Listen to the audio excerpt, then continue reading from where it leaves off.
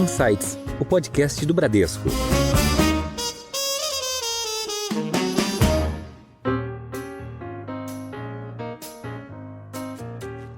E eu acho que a gestão ativa vai ser muito importante no ano que vem, porque vai ser provavelmente um ano que vai dar oportunidades pontuais de você fazer algum trade que vai te dar um retorno melhor do que a Selic, mas você também vai ter momentos onde você vai ter que fazer uma proteção do seu portfólio, seja diminuir risco, seja às vezes realmente fazer uma proteção por um cenário que pode se inverter. Eu queria destacar um assunto importante dessa conexão com China, porque além do produto, a gente também tem um acordo de trocar informações, né? Nós aqui da Bradesco Asset, a gente vai estar na China falando do mercado brasileiro, falando aqui dos ativos do Brasil, as oportunidades para os investimentos, e também contar aqui com toda a estrutura das assets chinesas, que são nossas parceiras agora, aqui no Brasil, falando também do mercado chinês, das perspectivas por lá. Olá, tudo bem? Você viu agora alguns destaques de hoje, mas tem muito mais.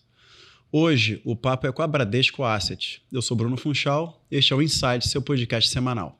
Em 25, vimos mudanças importantes na maior economia global, nos Estados Unidos, como o Liberation Day, que chacoalhou o mundo e ditou o ano, os juros que voltou a cair desde setembro e um cenário geopolítico bem instável. Bom, isso tudo impacta diretamente os preços dos ativos e nas tomadas de decisão dos investimentos. Aqui no Brasil, tivemos novidades que exigiram muita atenção. O tarifaço, alterações no OF, juros em alta por um bom tempo, o dólar em queda e a bolsa em alta. Cada um desses fatores afeta o mapa de oportunidades. Bom, no mundo dos investimentos, a gente viu muita mudança importante em produtos de investimento. Um forte crescimento em fundos de crédito privado, ETFs, produtos internacionais, além de uma tendência global de soluções customizadas e produtos alternativos. Bom, sem contar o uso cada vez mais intensivo da AI, né, da inteligência artificial, na vida de todo mundo. O avanço de ativos digitais como tokenização e as criptomoedas. O investidor, em geral, busca alternativas. O nosso papel é estar do lado dele nessa jornada. O ano de 26 já começa trazendo perguntas e cenários, como, por exemplo, para onde vão os juros? Como é que as eleições podem afetar os preços dos ativos? Então, para responder isso, para falar sobre perspectivas 26, conosco está a diretora de investimentos da Bradesco Asset, Ana Rodella. Oi, Ana, tudo bem? Oi, pessoal, um prazer estar aqui com vocês hoje. Bom, agradeço também a presença do diretor da Bradesco Asset, Ricardo Eleutério. Obrigado, Bruno. Ana, é um prazer dividir aqui com vocês esse bate-papo hoje. Bom, vamos começar a discutir com uma ótica de longo prazo, tá? A gente entende, a gente tem muitas tendências que a gente tem visto, né, de investimentos, e depois a gente vai para a ótica de curto prazo. Então, começando nessa ótica de longo prazo, a pergunta aqui já para o Eleutério, o que você pode trazer em termos de tendências de investimento para os próximos anos? Então, o que você tem visto lá fora? O que você tem visto aqui no Brasil? O que é importante a gente saber como tendência para investimentos aqui para a nossa audiência? Não, legal, vamos lá. Vou tentar aqui, Ana, fica à vontade também aqui para a gente fazer esse bate-papo, muito legal. Eu acho que nos últimos anos a gente viajou bastante, né? Olhando aí o que está acontecendo nos mercados, principalmente nos mercados desenvolvidos. E aqui talvez usar Estados Unidos como referência, Bruno, né, do que a gente tem visto lá fora. Eu acho que em diversos aspectos eu vejo o Brasil na frente de países desenvolvidos, como, por exemplo, o sistema bancário, o sistema de pagamentos, Open Finance, né, uma discussão tão quente nesse momento. A gente evoluiu muito no Open Finance. Mas quando a gente vai para o mundo de Wealth Management, eu acho que a gente... Eu vou falar de tendências aqui, mas de alguma forma a gente já está acontecendo no Brasil. A gente vai discutir talvez aqui em escala, né? Em que escala a gente está, né?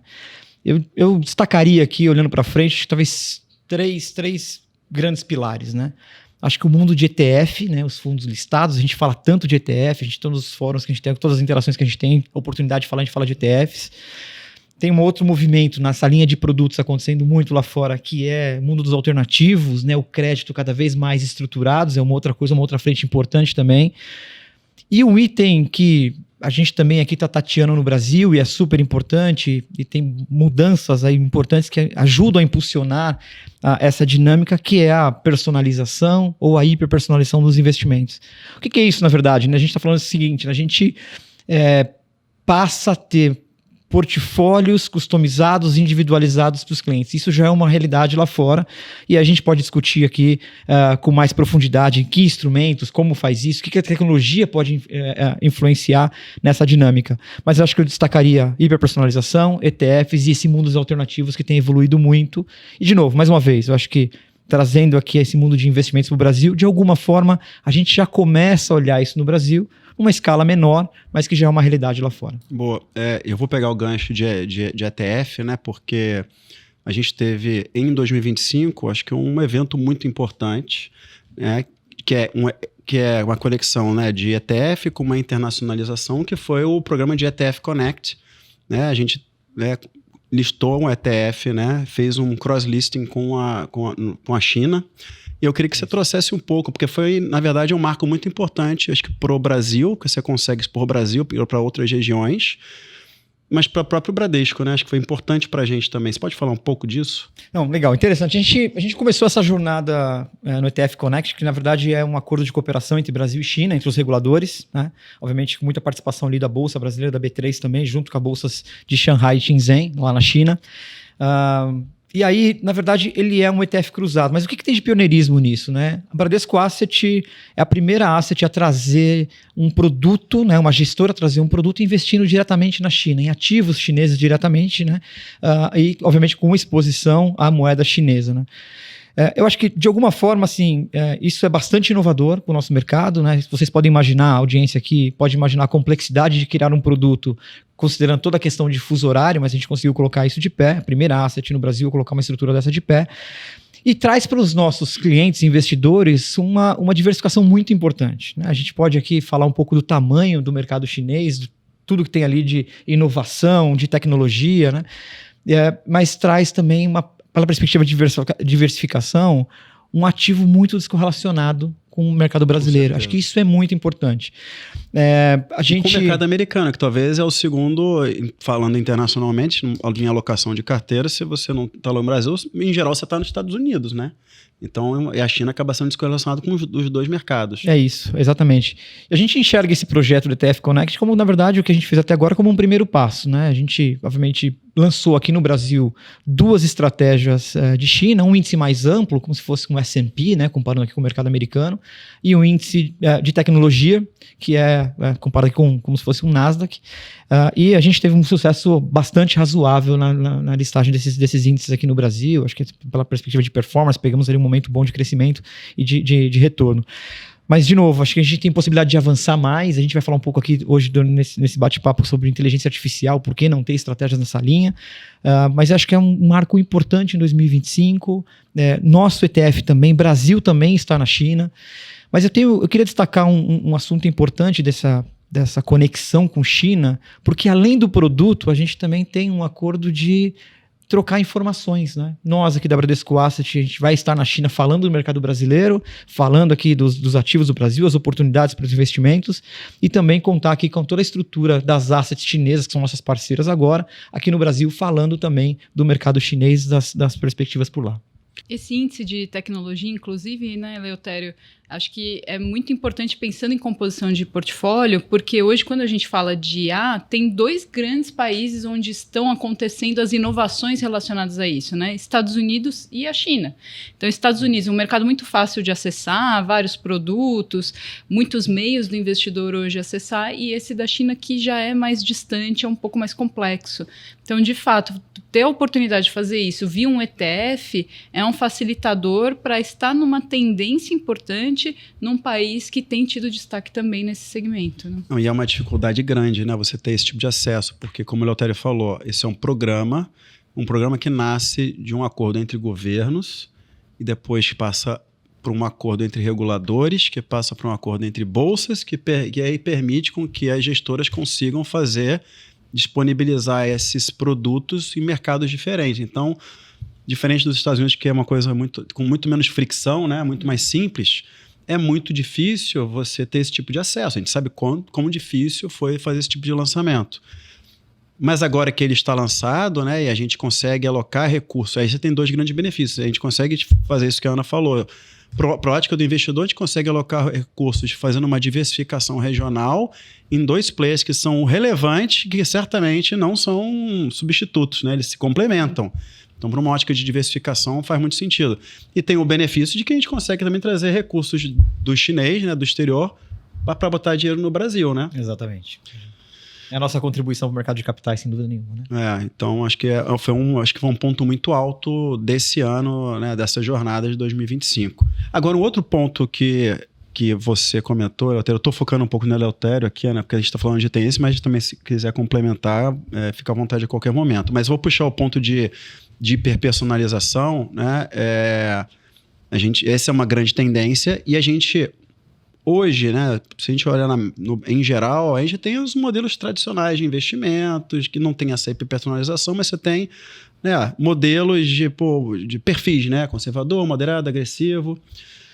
E a gente hoje está com cada vez mais ferramentas tecnológicas, ferramentas de inteligência artificial, que nos ajudam a fazer essa oferta cada vez mais customizada, né? Como é que você vê isso, esse avanço? E da ótica do investidor, qual que é o benefício que ele vai ter com essa novidade, né? Com um produto mais personalizado? Bruno, vou talvez dar um passo atrás aqui para tentar pegar um pouco da nossa visão aqui com relação à personalização ou à hiperpersonalização, como a gente está discutindo hoje, né? Se eu voltar aqui no mercado americano, né, mais uma vez, usando os Estados Unidos como referência aqui para o mundo de wealth management, a gente...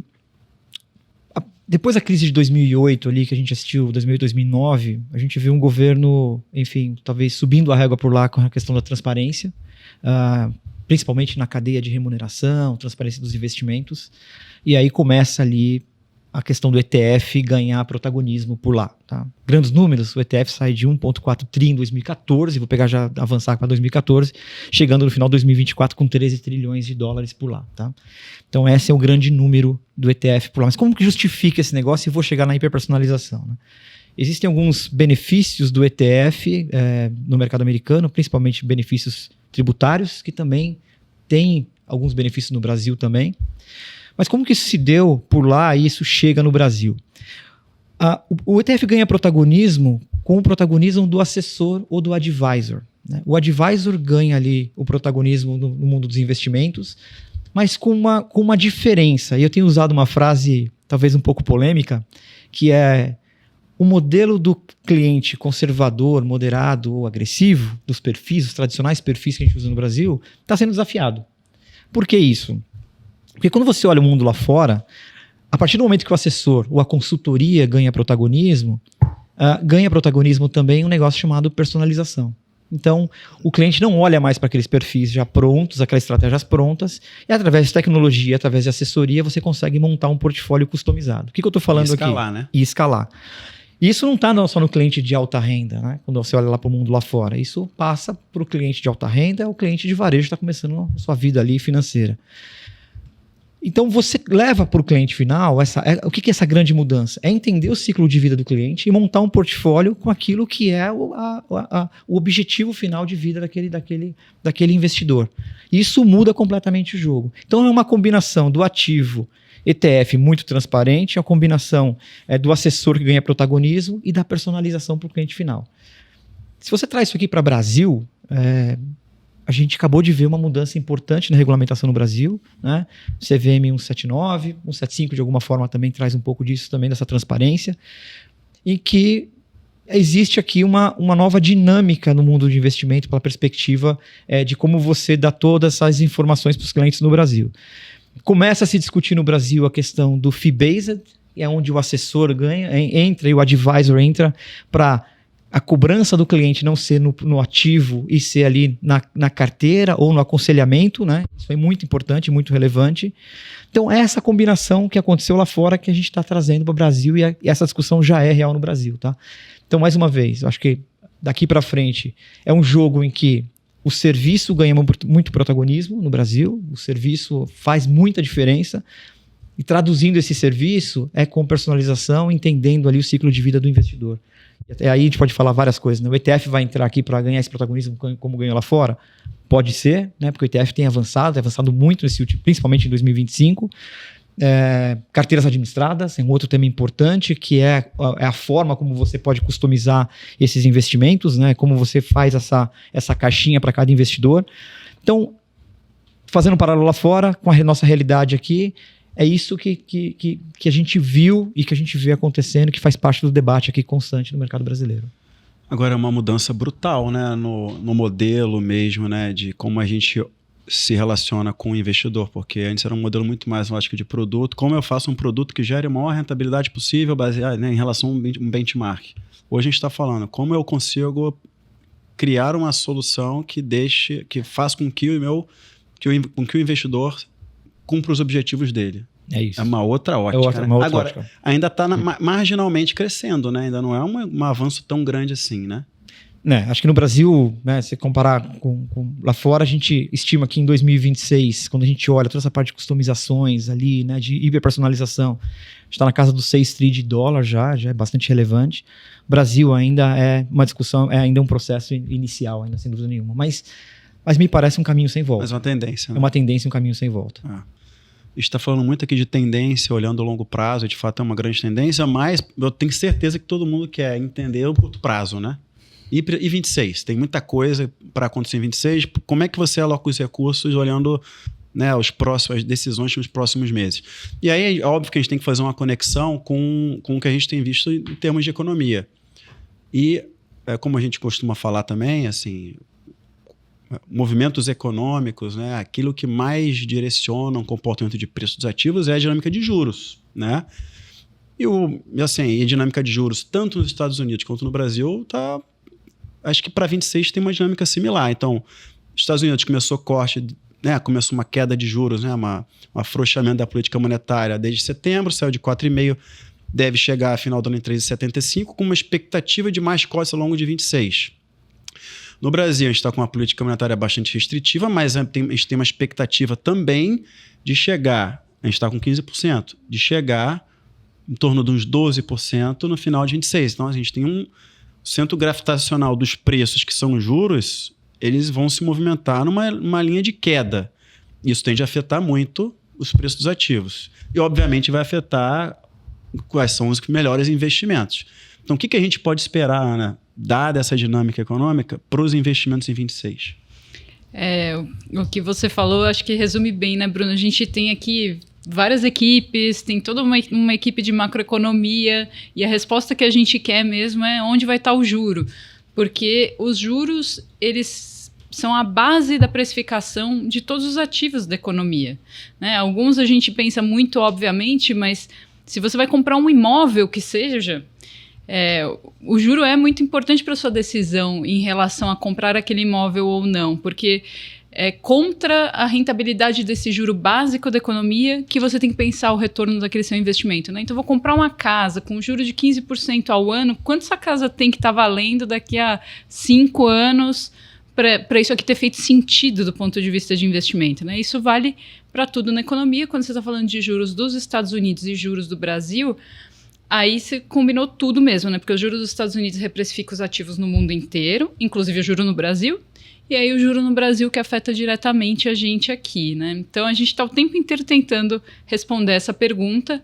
Eu acho que esse é um ano, 2026, onde está razoavelmente fácil de encontrar unanimidade do mercado, né? Acho que fazia um tempo que eu não via um call tão claro para quase todos os players de que esse juro de 15% no Brasil ele realmente tem que ir para baixo.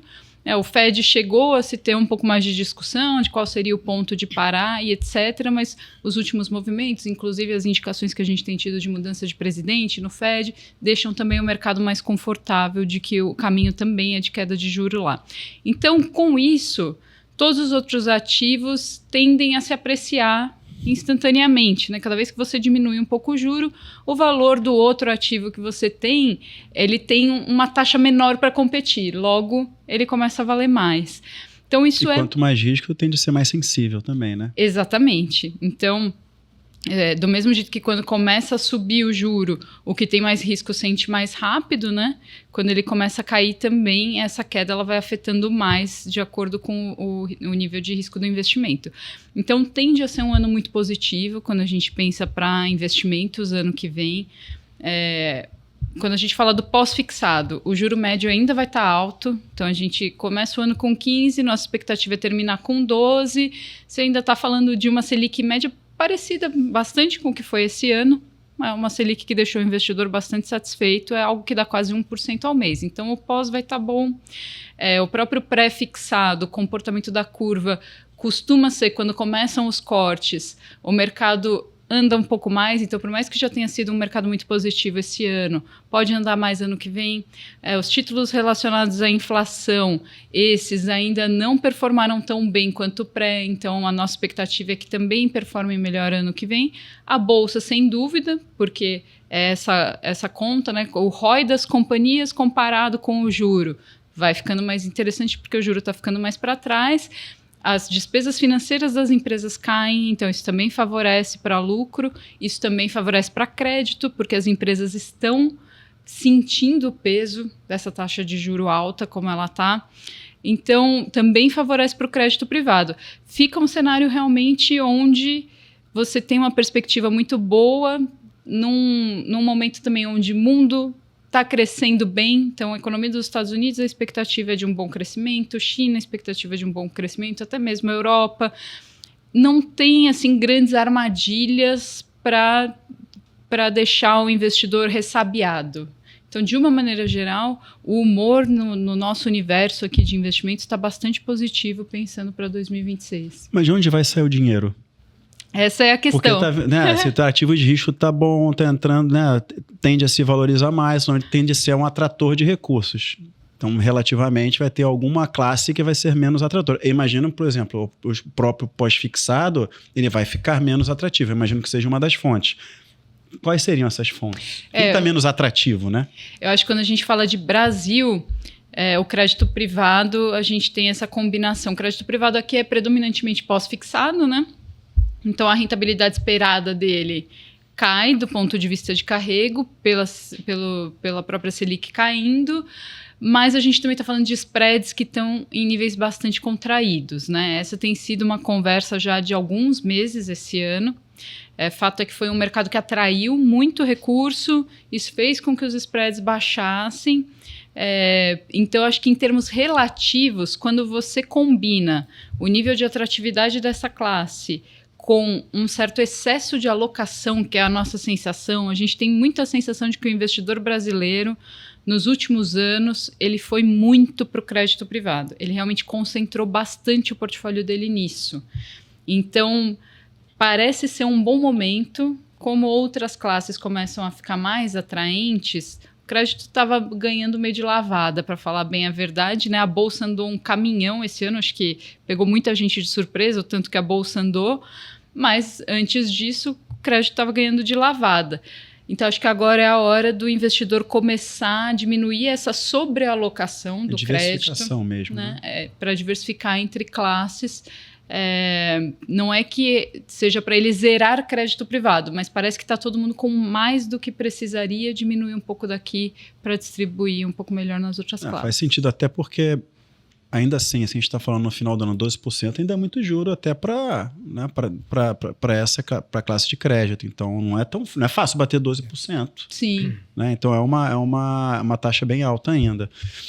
A gente, ao longo de 25, acho que o que mais marcou, né, as incertezas foi a questão comercial, né? E a relação China e Estados Unidos.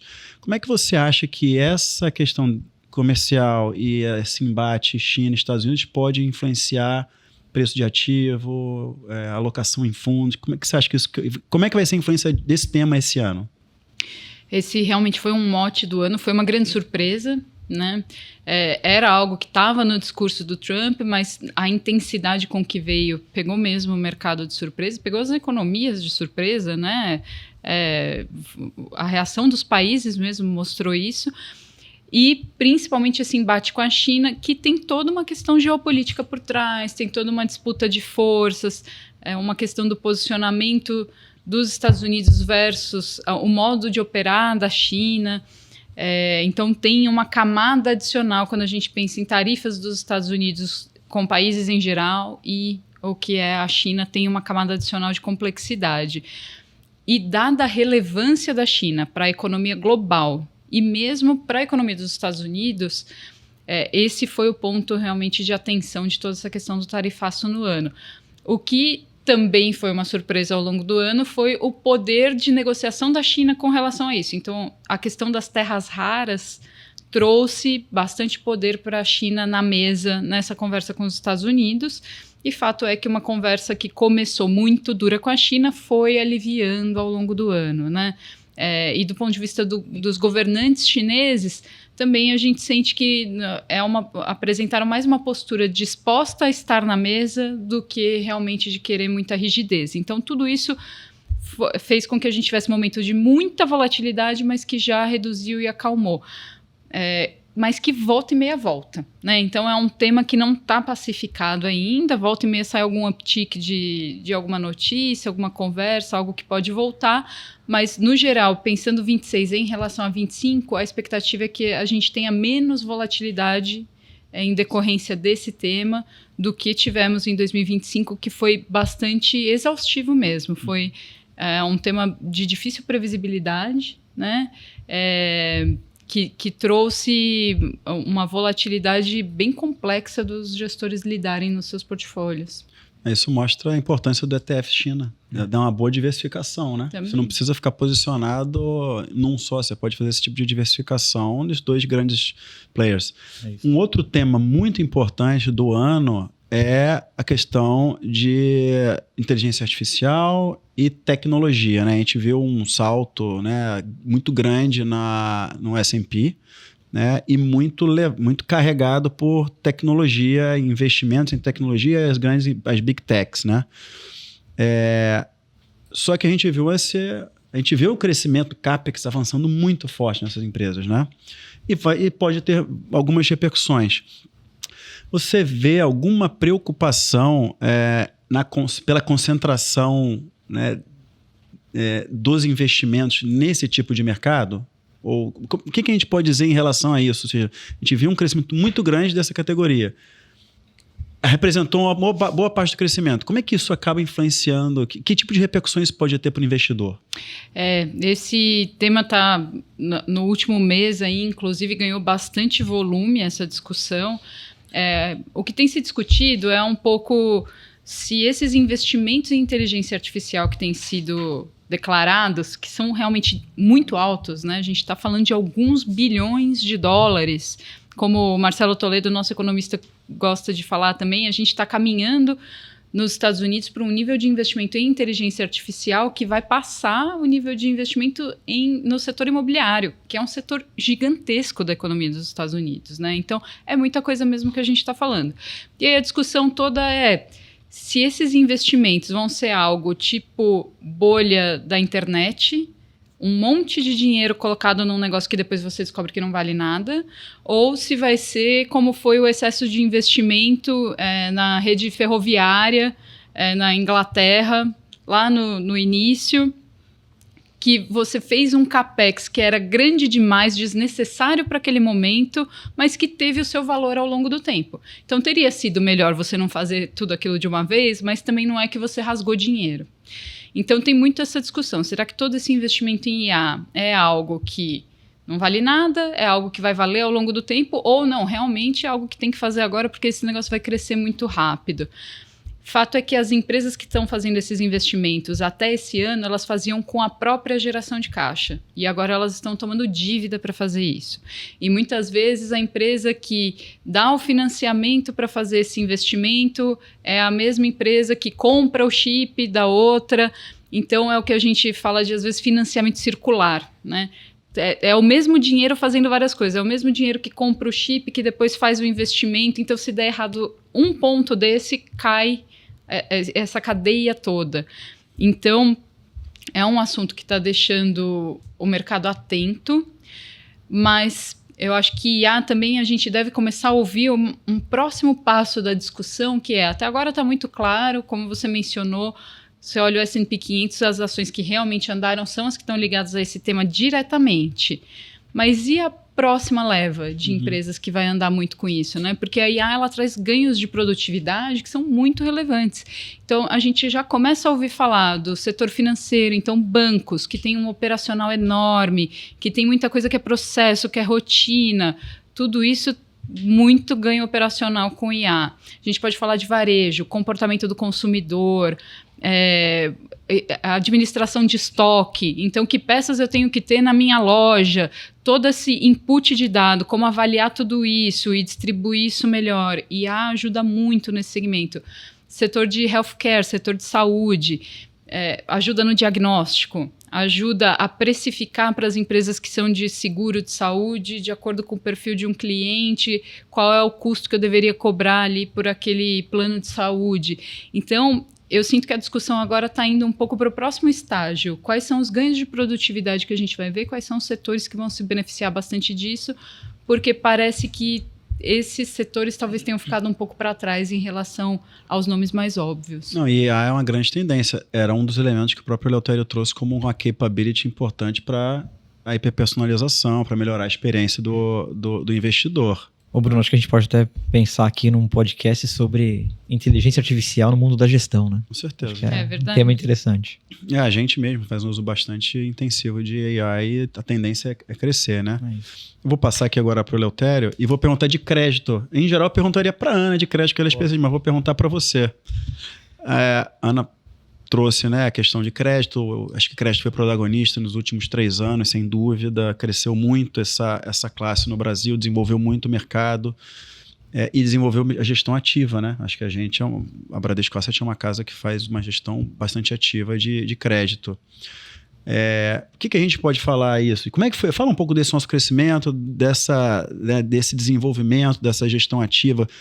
Olhando para 26, o que a gente tem de novas oportunidades? Acho que é uma classe que merece o destaque.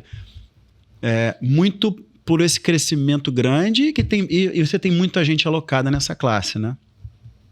Pronto, e sem contar a questão tributária, né? A gente pode ignorar. Isso está aí, né? Então é uma classe que você tem muita demanda porque você tem vários produtos com benefício tributário, né? Sabe que eu brinquei com a Ana no nosso último fórum de investimentos, né? Que a gente fez agora. Falei, Ana, tem um desafio adicional de falar de crédito na frente da Ana, né? Mas enfim, Ana, me ajuda aí. Mas, Bruno, acho que a Ana falou bem, né? Acho que a gente viu, né, um pouco da alocação, o quanto a concentração de crédito que a gente vê no mercado hoje, né, Ana? Acho que se puder dar um passo atrás aqui, acho que a nossa visão muito do que foi para o crédito foram recursos saindo dos tradicionais multimercados e ações. Uhum. Dados da Ambima mostram que praticamente mais de 700 bilhões, estou usando o dado sem muito filtro, mas são os dados que a Ambima mostra nas classes multimercado e ações, mais de 700 bilhões de resgate nos últimos anos. Isso, obviamente, o crédito ganhou esse protagonismo, como você bem mencionou. Mas eu tenho mencionado essa estrutura de crédito, e aí, obviamente, falando de crédito no geral aqui, com estruturas isentas e não isentas, que talvez o crédito tenha sido, no Brasil, está sendo no Brasil, talvez uma das grandes transformações no mercado de capitais. Talvez a maior evolução do mercado de capitais no Brasil nos últimos anos foi o mercado de crédito. Uhum. Ana, obviamente, Bruno está bastante tempo nessa estrada. A gente sabe que o crédito privado, há um tempo atrás, era aquela estrutura que você comprava e levava até o vencimento, né? E tinha sempre uma discussão eterna, né, de precificação do crédito. Você não tinha secundário, você não tinha precificação, aquela coisa toda. Eu acho que a gente vive um novo momento, uma nova dinâmica, né? Obviamente que a gente pode discutir aqui nível do spread, se vale a pena, se não vale a pena, mas acho que de fato existe uma combinação muito interessante no crédito privado, que é parte dessa transformação, que é, primeiro, você vê novos players no mercado, né? Eu estou falando de novas gestoras no mercado, e isso é importante para o desenvolvimento do mercado brasileiro, né? Então, alguns dados aqui que a gente vê, dados da Ambima, né? Assim, a gente viu praticamente, se você volta a 2019, 2020, 60 gestoras atuavam no mercado de crédito. Hoje no Brasil a gente tem mais de 160 gestoras. Então isso meio que multiplicou aí quase por 3 vezes o número de gestoras atuando no crédito. Tesourarias passaram a atuar mais ativamente em crédito privado e corretoras também incentivando o mercado secundário. Eu acho que essa combinação ela é uma parte fundamental desse desenvolvimento. Tem um item importantíssimo que a gente acompanha isso no dia a dia, e aí, Ana, você pode me ajudar aqui também, que é a liquidez do mercado de crédito, a liquidez no secundário, que isso para mim é uma grande evolução no Brasil. A gente sai de um mercado que praticamente liquidez zero, né, ano passado, para um mercado que hoje se negocia na média 7 bilhões de reais diários, né, com picos de 15 bilhões que a gente já viu. Esse ano aqui, dados fechados até outubro, nós estamos falando de um secundário de mais de 1 trilhão de reais. Isso traz para o mundo da gestão uma nova dinâmica de crédito. Acho que o Bruno foi muito feliz aqui em falar da tal da gestão ativa. A gente falou isso no nosso fórum, né, a gente estava muito acostumado nesse linguajar da gestão, né, do mundo de asset, de fundos de investimento, essa questão de gestão ativa da renda fixa, passivo, ativo, ETF passivo, né, ativo lá fora, ações, estratégias ativas e passivas. Multimercado, por natureza, é uma gestão mais ativa, mas talvez a novidade é a gestão ativa do crédito, né? E a gente fala muito isso aqui no nosso dia a dia, né? Com o mercado secundário muito mais aquecido, você pode tomar decisões, aí a Ana é expert nesse assunto, de ficar menos alocado, mais alocado, ficar mais leve, como a gente usa aqui, né? Vamos ficar um pouco mais leve, menos alocado, em momentos que a gente acha que, ou porque, enfim, o spread não está valendo a pena, ou você falou muito bem, né? 15% machuca a despesa financeira de qualquer empresa. A gente acha que ali não vale a pena apostar naquele papel, naquela dívida, mas é um mercado que, enfim, na nossa opinião aqui, é um mercado que se transformou, independente de ciclo de juros, aí é um pouco na minha opinião, independente do ciclo de juros, de queda daqui para frente, que é a nossa expectativa para o ano que vem, é um mercado que a gente tem muito mais players no Brasil atuando, né? Quando você compara lá para fora também é um mercado muito mais ativo nessa gestão. Eu acho que tem tudo para continuar evoluindo e é um mercado super importante, né? É um mercado que também tem algumas outras mudanças por trás. O volume de emissões que hoje vem para o mercado de capitais, que antes ficava no balanço dos bancos. Eu acho que esse é um caminho meio sem volta mesmo, né? Isso. Porque é natural que um fundo de investimento consiga comprar um crédito com uma taxa mais baixa do que um banco, porque um banco tem toda uma estrutura, um custo de capital que ele precisa remunerar, toda a questão de Basileia, que o fundo não tem, né? Então, é natural essa migração, aconteceu em outros mercados também, então, mais uma vez, a gente vê lá fora. A gente está aqui... falando de tendência nos Estados Unidos, é brutal esse crescimento, Exatamente, né? É brutal. Exatamente. Principalmente depois da crise, que os balanços, as exigências de capital ficaram muito mais altas, né? É que no Brasil os bancos já têm exigências bastante altas também, né? De liquidez e de solvência. Então, eu acho que essa também é uma tendência difícil de voltar e que está ligada ao tamanho do mercado. E, de fato, antes chamava atenção quando você comparava o mercado brasileiro de crédito, né, proporcionalmente ao mercado total, versus o mercado de crédito nos Estados Unidos em relação ao total. O nosso era muito menor. Então, realmente parecia que tinha alguma coisa descasada, né? E acho que agora a gente fez essa correção, esse ajuste, ganhou a relevância que tem que ter mesmo o mercado de crédito. Eu acho que pela perspectiva das emissões também, né? Acho que vale até um dado importante aqui, né? A gente falou um pouco do mundo de ações ali, do fundo de classes de risco de mercado, né? A gente vai completar 4 anos aqui em dezembro sem nenhuma nova emissão, sem nenhum IPO na Bolsa, né? Verdade. Assim, as empresas emitindo dívidas. Então, assim, acho que tem uma coisa que a gente pode debater mais para frente também, mas 4 anos, dezembro agora, compra 4 anos da última emissão, do último IPO na Bolsa. E muitas recompras de ações pelas empresas, Perfeito. né? Que também sinalizando isso, que os valores que estão na Bolsa não são os valores corretos daquelas ações, né? E provavelmente 26 será mais um ano sem IPO, dado que a gente está em 15% e vai chegar em 12%. Acho que 12% ainda é uma taxa de juros bem alta para estimular a IPO. E falando em 12%, acho que na fala da Ana foi uma fala que me trouxe um otimismo de investimentos. Mas nem tudo são flores. Temos em 26 um ano eleitoral. O eleitoral, em geral, sempre é um ano bem, como é que eu vou dizer, conturbado. Porque, no fundo, acaba sendo você está com cenários de probabilidade com mudanças de regime, né? Ou você mantém o regime atual, você muda o regime, e isso traz muita volatilidade, né? Como é que isso afeta o portfólio? Como é que a gente pode equilibrar esses riscos, né, ao longo do ano, né, nessa gestão dos investimentos? Esse ponto é bem importante. Eu chamaria a atenção do investidor para alguns fatores, o que seria recomendável nesse ano eleitoral, que é exatamente isso mesmo. Vai ter bastante chacoalhão, começa o ano talvez prestando um pouco menos de atenção nisso, mas ao longo do ano esse negócio vai ganhando um volume enorme, né? E começa a dominar as notícias. E convenhamos que é algo fora do controle, da previsão. A gente provavelmente vai ter uma eleição bastante apertada, né? Não é algo que você consiga ter um call fundamentalista, muito provavelmente. Então, o que é importante para o investidor pensando nesse ano que vem? Diversificação geográfica. Então, você vai ter seus ativos que estão aqui no Brasil, ok, estão sob esse efeito, mas ter recursos também no exterior, ter recursos alocados em ativos no exterior, né? Muitas vezes você nem precisa ter esse dinheiro lá fora, mas você consegue comprar um ETF, alguma coisa desse tipo.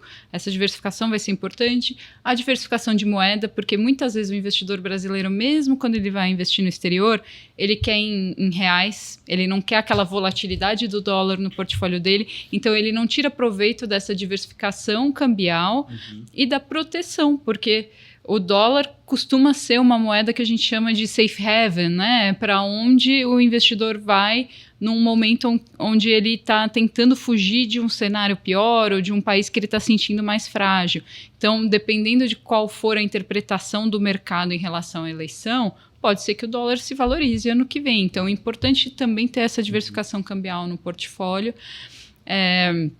De classes de ativo a gente já falou, e eu acho que a gestão ativa vai ser muito importante no ano que vem, porque vai ser provavelmente um ano que vai dar oportunidades pontuais de você fazer algum trade que vai te dar um retorno melhor do que a Selic, mas você também vai ter momentos onde você vai ter que fazer uma proteção do seu portfólio, seja diminuir risco, seja às vezes realmente fazer uma proteção por um cenário que pode se inverter.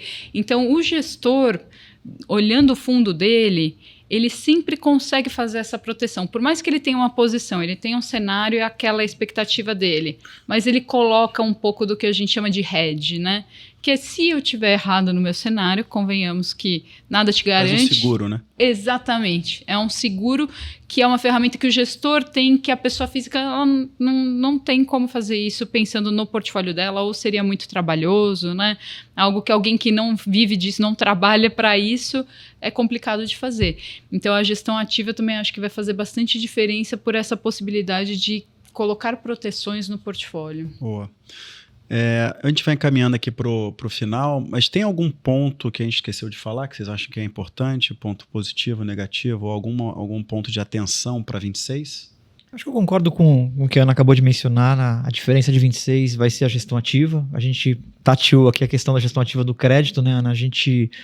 Eu acho que dentro da Bradesco Asset, o que fez a diferença nos últimos anos foi a gestão ativa, de fato, né? Assim, por tudo que a gente já discutiu, por esse volume de mercado que a gente observa hoje. Acho que é reforçar só essa, né, estrutura, capacidade de análise. Sim. E a gestão ativa faz muita diferença. E, inclusive, para o universo de renda variável ano que vem, porque esse foi um ano que a gente vinha há anos falando que a Bolsa no Brasil estava barata, né? Ainda ano, tá? Depois de tudo que andou? Ainda tá, mas alguns nomes estão mais do que outros. Então, eu acho que quando a gente olha para 25, foi um ano onde quase tudo tinha espaço para andar, né? Porque estava tudo muito depreciado. Pensando para 26, tem papéis que já foram bastante. Então, algumas escolhas pontuais vão também fazer a diferença versus o Ibovespa. Então, é outro setor onde eu acho que a gestão ativa vai contribuir bastante ano que vem. Muito bem. É isso. Então, vamos encerrando aqui. Foi ótima conversa. Então, a gente tem a tradição de pedir dica, né? Dica de livro, dica de filme, de série. Vou começar pela Ana. Ana, alguma dica? Eu vou recomendar, na verdade, não sei se recomendar, né? Mas, enfim, um livro que eu li recentemente, li nas minhas últimas férias, chama Por que o Tempo Voa, de um autor chamado Alan Burdick. E é muito interessante, ele é um jornalista, eu gosto muito de livro escrito por jornalista, porque geralmente é uma leitura mais fluida, né? Com certeza. Com certeza é. Então, ele faz uma análise do tempo sob diversos ângulos. Então, ele começa falando da questão mais física do tempo. Então, como é definido o horário de Greenwich. É um processo super complexo, é bem interessante. Ele vai lá e descreve tudo, né? Quem diz em algum ponto do tempo que hora é agora em tal lugar e a partir dali você vai calcular a hora em todos os outros lugares. Então, ele faz desde essa análise que é bem mecânica a algumas questões mais filosóficas, mas ele passa muito pela concepção do tempo, a percepção física do tempo, né? Então, como você define o que é agora? Né? O nosso cérebro ele tem um certo atraso em processar diversas informações. Então, o que é agora? Agora é agora ou agora é quando seu cérebro leu agora? Então, tem várias conversas desse tipo que são interessantíssimas num livro que é escrito de uma forma tão fluida que você lê assim, como se estivesse conversando com ele. É realmente muito agradável. Legal. Vou ler, eu gosto. Eleutério. Vamos lá, vou mudar um pouquinho aqui, né? A Ana deu aqui a dica de livro com profundidade, né, Ana? Mas eu vou mudar pra série. Assisti uma série recentemente, não é uma série tão nova. Uma série acho que de 2020 ou 2021, se não me engano. Mas é uma história, enfim, super bacana, de superação, né? Chama For Life. Né? Super bacana, super recomendo. Em casa, em geral, a gente gosta muito de fatos reais, né? Assim, filme ou séries baseadas em fatos reais. Sempre tem um pouco de ficção no meio, a gente sabe. Mas a gente gosta muito dessa dinâmica. Então, essa é a dica. Mas acho que tem uma brasileira também, eu gosto muito do cinema brasileiro. Tem uma que é Inexplicável. É uma série que, na verdade um filme que mexe muito, assim, né? Um filme, mais uma vez, né? Fatos reais, com um pouco de ficção no meio. A gente sabe que quando você entra na profundidade para ler um pouquinho sobre o tema, tem um pouco de ficção, mas vale a pena assistir para quem tiver coragem, né? Para chorar um pouquinho. Mas espera aí, e você? Qual é a sua dica? Vai fugir não. Vou quebrar o protocolo. Não vai fugir não, vai você. Boa pergunta. A minha dica é o livro do Harari, né? O Harari, historiador, bem consagrado, né?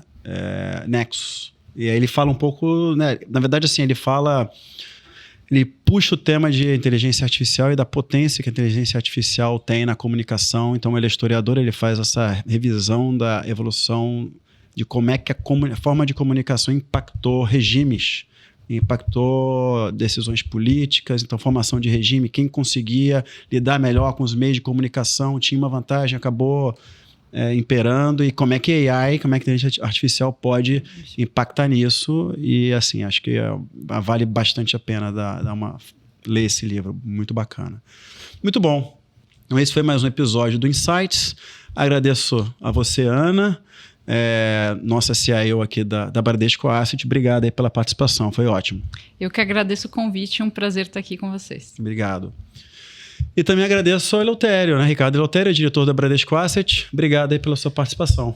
Obrigado, Funchal. Obrigado, Ana. Sempre muito legal ter esse debate aqui, esse bate-papo. Muito legal. Muito bom. Bom, e você que nos acompanha já sabe, o Insights está nas principais plataformas de áudio, vídeo e no Instagram. Lá no perfil podcast.insight. Siga também o perfil @Bradesco Asset e acompanhe tudo que está em alta na indústria de fundos. Valeu, tchau, tchau.